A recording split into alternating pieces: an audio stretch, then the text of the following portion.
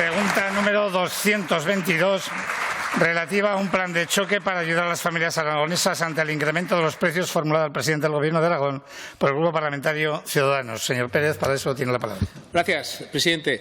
Señor Lambán, casi 100 o más de 100 euros cuesta ya llenar el depósito de gasolina en algunos casos. Por no hablar de cómo está el precio de la luz, la tarifa eléctrica, el precio del gas, la cesta de la compra en un momento dado de cualquier familia.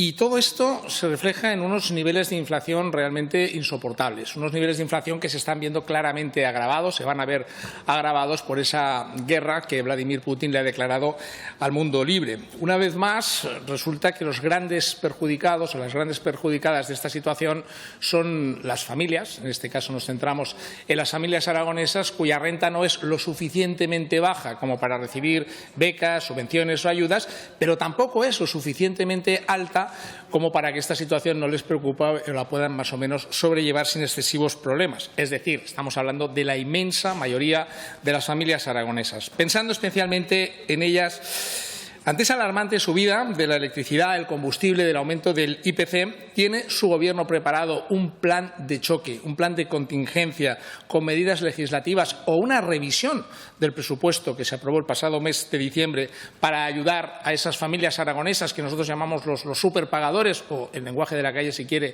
los verdaderos paganinis de la crisis? Gracias. Gracias, señor Pérez. Señor presidente. Gracias, presidente. Señor Pérez, es obvio que como Gobierno no podemos quedarnos de brazos cruzados.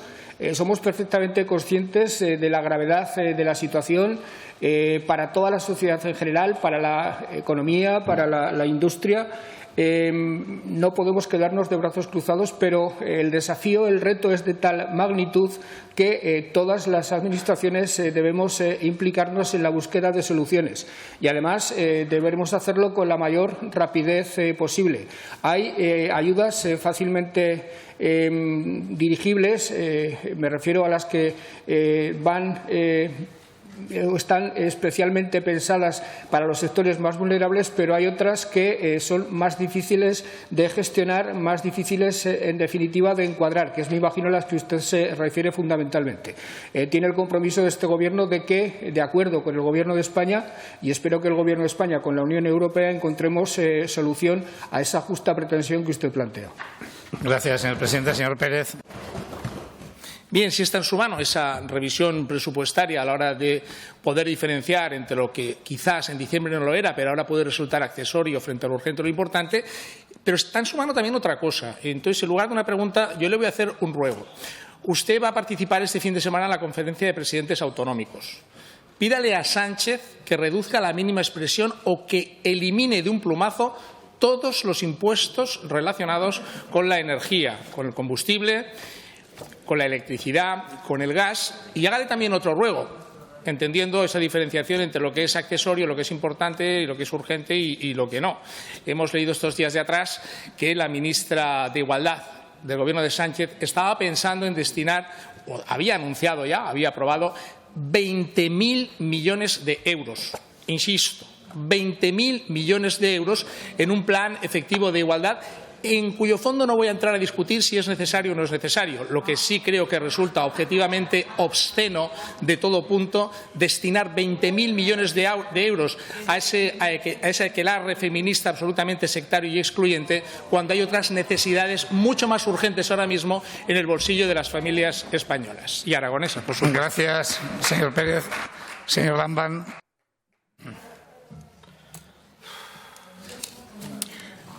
Por hacerle un relato rápido de las ayudas que en este momento podemos empezar a vislumbrar que se pueden poner sobre la mesa, hay las que ya el Gobierno de Aragón tiene establecidas a través del bono social térmico, que este año presupuestariamente se han incrementado sustancialmente.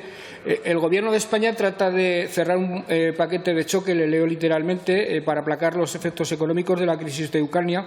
Insta a los agentes sociales a negociar moderación salarial a cambio de contención de los beneficios. precios, pero hay algunas ideas que me parecen más relacionadas con lo que usted plantea, como ayudas a los consumidores vulnerables. Creo que va a ser fundamental volver a utilizar los ERTE no para la pandemia, sino para la nueva situación que se plantea, acogiéndonos a los ahora llamados RED de la nueva reforma laboral, aplacar el golpe que pueda sufrir la industria. Y ayer habrá que ver exactamente cuáles son los resultados finales.